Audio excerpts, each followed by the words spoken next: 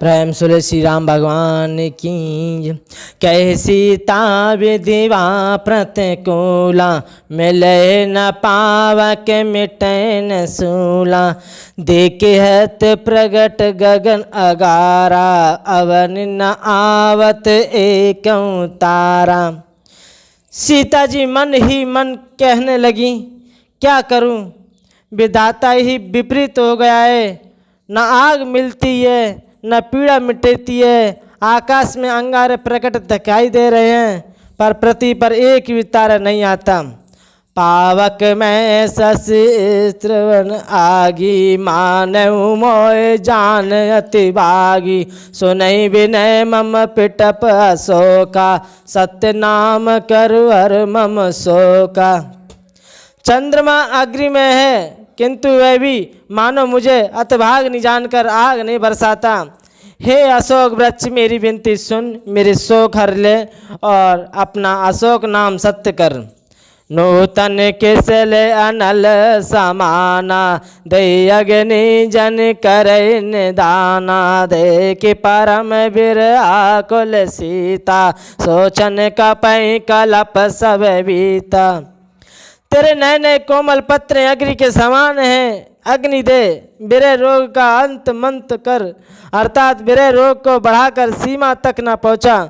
सीता जी को बिरह से परम व्याकुल देखकर वह क्षण भर हनुमान जी को कल्प के समान बीता। कपि कर हृदय विचार दीनी, मुद्रिका डारि तब। जन अशोक अंगार दीने, हर्ष उठे कर गयो। तब हनुमान जी ने हृदय में विचार कर सीता जी के सामने वो अंगूठी डाल दी। मानो अशोक ने अंगारा दे दिया। ये समझकर सीता जी ने हर्षित होकर उठकर उसे हाथ में ले लिया। तब देखे मुद्रिका मनोहर, राम नाम अंकित अति सुंदर। चकित चितव मुद्री पहचानी, हर्ष विषाद हृदय अकुलानी। तब उन्होंने राम नाम से अंकित अत्यंत सुंदर एवं मनोहर अंगूठी देखी और अंगूठी को पहचान कर सीता जी आश्चर्यचकित होकर उसे देखने लगी और हर्ष तथा विषाद से हृदय में अकुला उठी।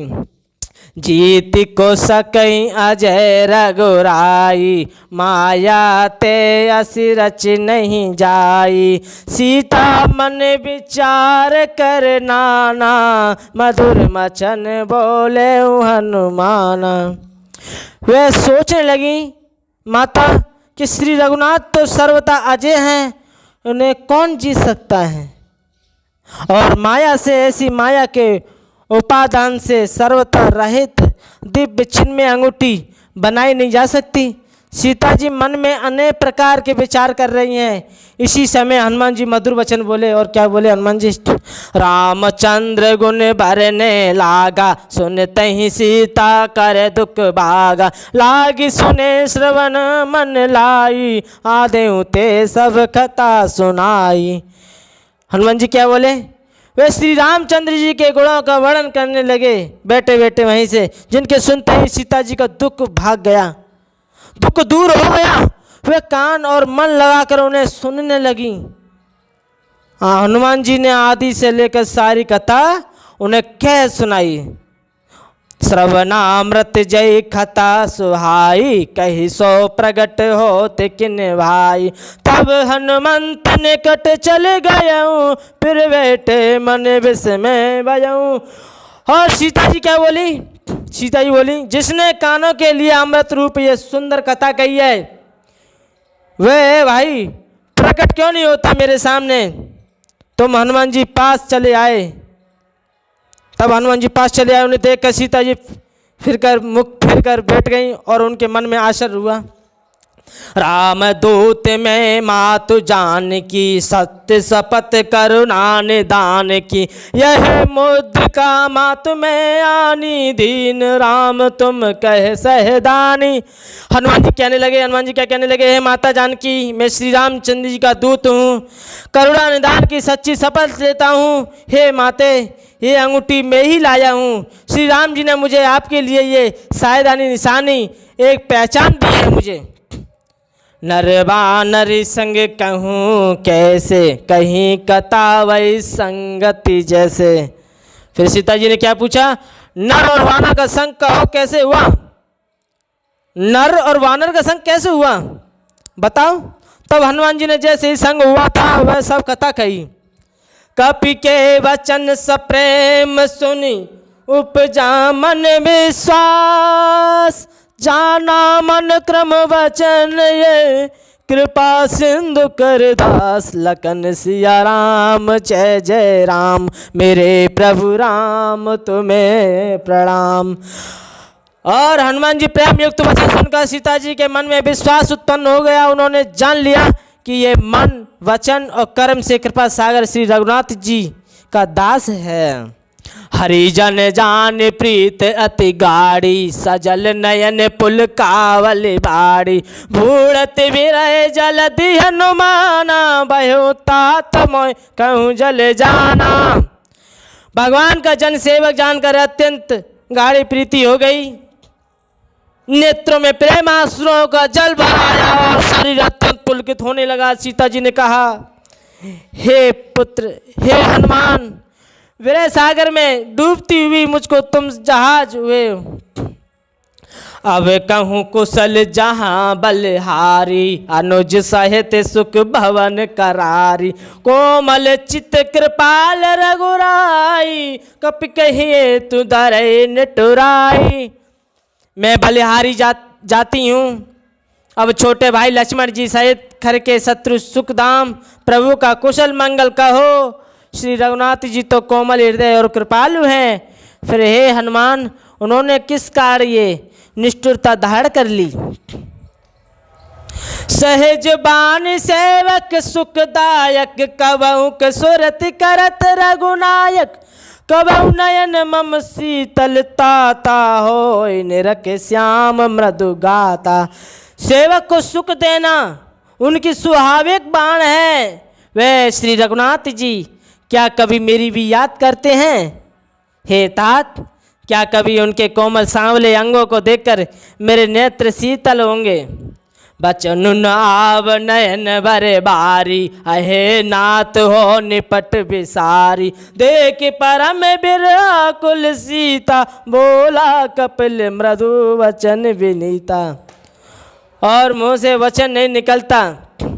हनुमान जी देख रहे हैं लेकिन मुँह से कुछ कह नहीं पा रहे। नेत्रों में विरह के आंसू जल भर आया।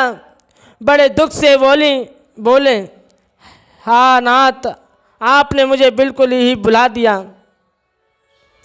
सीता जी को विरह से परम व्याकुल देखकर हनुमान जी कोमल और विनीत वचन बोले, मातु कुशल प्रभु अनुज समेता, तब दुखी दुखी शुक्र पेतेन केता, जननी मानव जियऊ ना, तुम ते प्रभु राम के दूना। हे माता, आप मेरी बाड़ी को सुनो। सुंदर कृपा के धाम प्रभु भाई लक्ष्मण के सहित शरीर से कुशल हैं, परंतु आपके दुख से बड़े दुखी हैं। ए माते, मन में ग्लानि न मानिए, मन छोटा करके दुख न होजिए। श्री रामचंद्र जी हृदय में आपसे दूना प्रेम करते हैं। रघुपति करे संदेश अब, सुन जननी दरिदीर, हस कही कपि गद गद भयो, वर विलोचन नीर। हे माता, अब धीरज धरो, श्री रघुनाथ जी का संदेश सुनिए। ऐसा कहकर हनुमान जी प्रेम से गदगद हो गए। उनके नेत्रों में प्रेम आंसुओं का जल भरा आया। और हनुमान जी क्या बोले, कहु राम वियोग तब सीता मोह कहूँ सकल भयो विपरीता। नव तरु कुशल मनऊ कृषानु काल निशा समनि शशिभानु। हनुमान जी बोले, श्री रामचंद्र जी ने कहा है कि हे सीते, तुम्हारे वियोग में मेरे लिए सभी पदार्थ प्रतिकूल हो गए हैं। वृक्षों के नए नए कोमल पत्ते मानो अग्नि के समान, रात्रि के समान, चंद्रमा सूर्य के समान। कुवैले विपन कुतुवन सरिसा बारिद तपत तेल जनु बरसा। जय हित रहे करत थे पीरा रग श्वास समुद्र बदे समीरा। और कमलों के वन बालों के वन के समान हो गए हैं। मेघ मानो खोलता हुआ तेल बरसाता है। जो हित करने वाले थे वे ही अब पीड़ा देने लगे हैं। त्रिविध शीतल मंद सुगंध वायु सांप के श्वास के समान जहरीले और गर्म हो गए हैं। कहूँ ते कछु दुख घटे होई, काय कहो ये जान न कोई। तत्व प्रेम कर मम अर तोरा, जानत प्रिया एक मन मोरा। मन का दुख कह डालने से भी कुछ घट जाता है, पर कहूँ किससे ये दुख कोई जानता नहीं। हे प्रिय, मेरे और तेरे प्रेम का तत्व रहस्य एक मेरा मन ही जानता है। सो मन सदा रहत तोय पाई, जानो प्रीत रसवत निमाई। प्रभु संदेश सुनत वेदई, मगन प्रेम तन सुध नहीं देई। और वह मन सदा तेरे ही पास रहता है। बस मेरे प्रेम का सार इतने में ही समझ लो। प्रभु का संदेश सुनते ही जान की प्रेम में मग्न हो गई और उन्हें शरीर की सुध न रही। और हनुमान जी क्या कहने लगे? कहे कपि हृदय धीरे धरु माता, सुमिरऊँ राम सेवक सुख दाता। उर आनहु रघुपति प्रभुताई, सुन मम वचन तजऊ कदराई। हनुमान जी ने कहा, हे माता, हृदय में धैर्य धारण करो और सेवक को सुख देने वाले श्री राम जी का स्मरण करो। श्री रघुनाथ जी की प्रभुता को हृदय में लाओ और मेरे वचन सुनकर कायरता छोड़ दो। निशिचर निकर पतंग सम, रघुपति बान कृशानु। जनन हृदय धरु, जर निशाचर जानु। राक्षसों के समूह पतंगों के समान और श्री रघुनाथ जी के बाण अग्नि के समान है। हे माता, हृदय में धैर्य धारण करो और राक्षसों को जला ही समझो। जो रघुवीर होते सुध पाई, करते नहीं विलंब रघुराई। राम बाण कर रवि और जानकी, तब वरुद कहे जातु दान की। श्री रामचंद्र जी ने यदि खबर पाई होती तो वह विलंब न करते। हे जानकी जी, राम बाण रूपी सूर्य के उदय होने पर राक्षसों की सेना रूपी अंधकार कहाँ रह सकता है। अब मातु में जाऊं लवाई, प्रभु आयो सुनहि राम दोहाई। कछुक दिवस जननी दर धीरा, कपिन सहित है रघुवीरा। हे माता, मैं आपको अभी यहाँ से ले जाऊं, पर श्री रामचंद्र जी की शपथ है, मुझे प्रभु उनकी आज्ञा नहीं है। अतः हे माता, कुछ दिन और धीरज धरो। श्री रामचंद्र जी वानरों सहित यहाँ आएंगे। निशिचर माय मार तुले जय, तेपुर नारदास जसु गई। हे सुत कपि सब तुम्हें समाना, जातु दान अति बट बलवाना। और राक्षसों को मारकर आपको ले जाएंगे। नारद आदि ऋषि मुनि तीनों लोकों में उनका यश गावेंगे। सीता जी ने कहा, हे पुत्र, सब वानर तुम्हारे ही समान हैं, नन्हे नन्हे से होंगे क्या? राक्षस तो बड़े बलवान योद्धा हैं। मोरे हृदय परम संदेहा, सुन कपि प्रगट कीन निज देहा। कनक बुधरागर सरे शरीरा, समर भयंकर बलवीरा। अतः मेरे हृदय में बड़ा भारी संदेह होता है। माता कहने लगी, कि तुम जैसे बंदर राक्षसों को कैसे जीतेंगे। ये सुनकर हनुमान जी अपना शरीर प्रकट किया और विराट स्वरूप कर दिया। सोने के पर्वत सुमेरु के आकार का अत्यंत विशाल शरीर हो गया और जो युद्ध में शत्रुओं के हृदय में भय उत्पन्न करने वाला है, अत्यंत बलवान और वीर था। सीता मन बरोस तब बयहूँ, पुनि लघु रूप पवन सुत लयहूँ। तब उसे देखकर सीता जी मन में विश्वास हुआ और हनुमान जी को फिर छोटा रूप धारण करने को कहा कि हे पुत्र, आप छोटे हो जाइए, मेरे अंदर विश्वास हो गया। सुन माता साका मृग नहीं बल बुद्धि विशाल, प्रभु प्रताप ते गढ़ही खाए परम लघु ब्याल। हे माता सुनो, वानरों में बहुत बल बुद्धि नहीं होती, परंतु प्रभु के प्रताप से बहुत छोटा सर्प भी गरुड़ को खा सकता है, अत्यंत निर्बल भी महान बलवानों को मार सकता है। हे माते, मैं सत्य कहता हूँ, आप मुझ पर विश्वास कीजिए। मन संतोष सुनत कपिबानी, भगति प्रताप तेज बलसानी। आशीष दीन राम प्रिय जाना, होए तात बलशील निदाना। भक्ति प्रताप तेज और बल से सनी हुई हनुमान जी की वाणी सुनकर सीता जी के मन में संतोष हुआ और उन्होंने श्री राम जी के प्रिय जानकर हनुमान जी को आशीर्वाद दिया कि हे तात, तुम बल और शील के निदान हो। अजर अमर गुण निधि सुत हो, करऊँ बहुत रघुनायक चौ। करऊँ कृपा प्रभु हस्त सुन काना, निर्वर प्रेम मगन हनुमाना। हे पुत्र, तुम अजर बुढ़ापे से रहित अमर और गुणों के खजाने हो। श्री रघुनाथ जी की तुम पर बहुत कृपा रहे, प्रभु कृपा करें। ऐसा कानों से सुनते ही हनुमान जी पूर्ण प्रेम में मगन होने लगे। बार बार नासी पद सीसा, बोल बचन जौर कर कीसा। अवकृत कृत्य बहु में माता, आशीष तब अमोघ विख्याता। हनुमान जी ने बार बार सीता जी के चरणों में सिर नभाया और फिर हाथ जोड़कर कहा, हे माता, अब मैं कृतार्थ हो गया, आप आशीर्वाद अमोघ अचूक है, ये बात प्रसिद्ध है। सुनऊँ बात मोय अतिशय भूखा, लाग दे के सुंदर फल रूका। सुन सुत करई विपन रखवारी, परम सुवट रजनी चरवारी। हे माता सुनो, सुंदर फल वाले वृक्षों को देखकर मुझे बड़ी भूख लग रही है। सीता जी ने कहा, हे बेटा सुनो, बड़े भारी योद्धा राक्षस इस वन की रखवाली करते हैं। तिन कर भय माता मोय नाई, जो तुम्हें सुख मानऊँ मन माई। हनुमान जी ने कहा, हे माता, यदि आप मन में सुख माने, प्रसन्न होकर आज्ञा दें, तो मुझे उनका भय तो बिल्कुल नहीं है। देखी बुद्धि बल निपुण कपि, कहूँ जान की जाओ।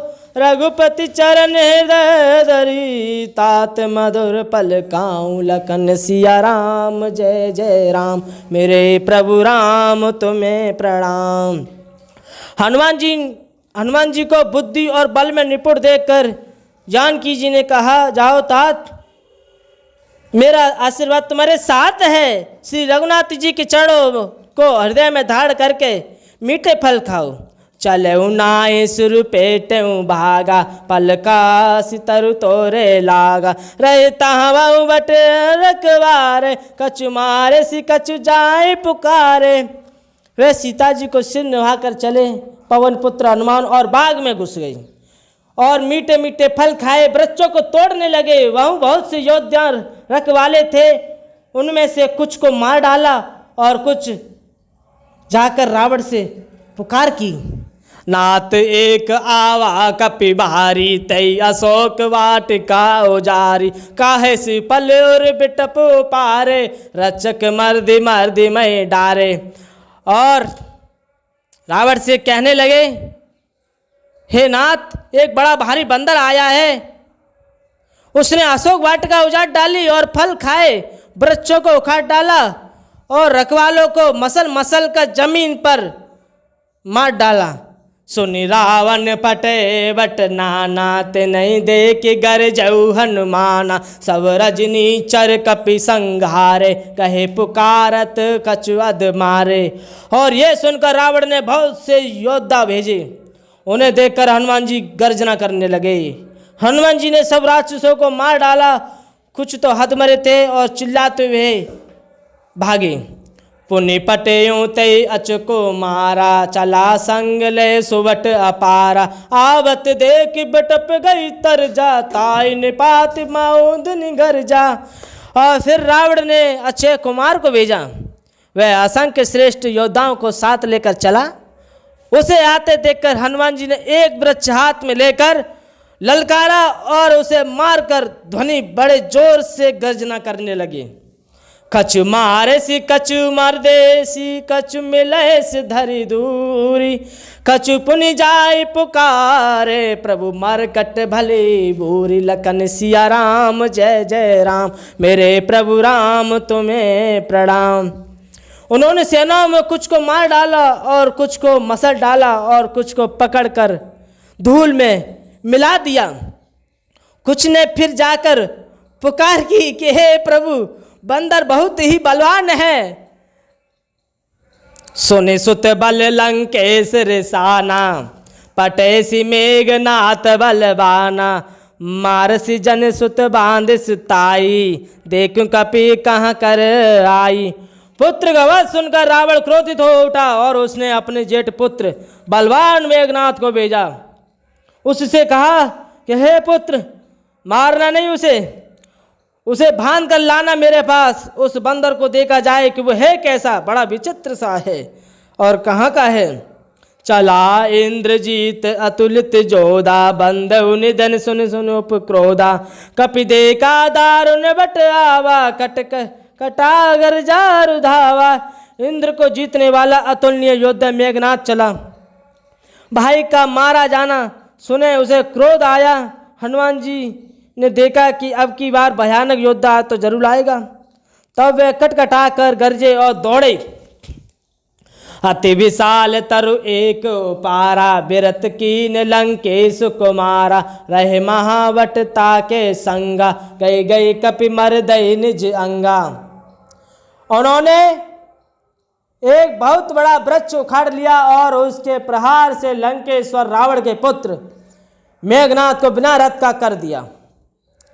रथ को तोड़कर उसे नीचे पटक दिया और उसके साथ जो बड़े योद्धा थे उनको पकड़ पकड़ कर हनुमान जी अपने शरीर से मसलने लगे। ते नहीं निपात ताय सनिवाजा बेरे जुगल मान गज राजा। मुटिका मारी छड़ा उतर जाई ताई एक क्षण मूर्छा आई। उन सबको मारकर फिर मेघनाथ से लड़ने लगे और लड़ते हुए वे ऐसे मालूम होते थे मानो दो गजराज श्रेष्ठ हाथी भिड़ गए हों। और हनुमान जी उसे एक घूसा मारकर वृक्ष पर जा चढ़े और उसको क्षण भर के लिए मूर्छा